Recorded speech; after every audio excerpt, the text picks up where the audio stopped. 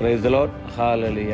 ഇന്ന് ദിവസം യാക്കോബ് 4:10 തിരുവചനത്തിലൂടെ ഈശോ നമ്മോട് സംസാരിക്കുകയാണ്. കർത്താവിൻ്റെ സന്നിധിയിൽ താഴ്മയുള്ളവരായിരിക്കുവിൻ, അവിടുന്ന് നിങ്ങളെ ഉയർത്തും. ഈ തിരുവചനത്തിലൂടെ നമുക്ക് കാണുവാൻ സാധിക്കുന്നത് സദാ നമ്മെ ഉയർത്തുന്ന ഒരു ദൈവത്തെയാണ്. വാഗ്ദാനങ്ങളിൽ വിശ്വസ്തനായൊരു ദൈവം. ആ ദൈവത്തിൻ്റെ സന്നിധിയിൽ ഞാനും നിങ്ങളും സദാ എളിമപ്പെട്ടിരിക്കുവാനായിട്ട് സാധിക്കണം. ഇന്നത്തെ തിരുവചനം കേൾക്കുന്ന ഓരോ വ്യക്തികളോടും എനിക്ക് പറയുവാനുള്ളത്, വചനം പറയുന്നു കർത്താവിൻ്റെ സന്നിധിയിൽ താഴ്മയുള്ളവരായിരിക്കുമെന്ന്. എൻ്റെ പ്രിയപ്പെട്ട സഹോദരരെ, എപ്പോഴും ആ ഈശോയുടെ മുമ്പിൽ എളിമയോടെ, വിനയത്തോടെ, താഴ്മയോടെ നിൽക്കുവാൻ എനിക്കും നിങ്ങൾക്കും സാധിക്കണം.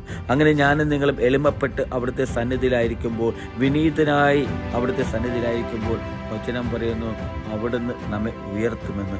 എപ്പോഴും നമ്മെ കരം പിടിച്ച് നടത്തുന്ന, കരം പിടിച്ചുയർത്തുന്ന ഒരു ദൈവത്തെ നമുക്ക് കാണുവാൻ സാധിക്കുക.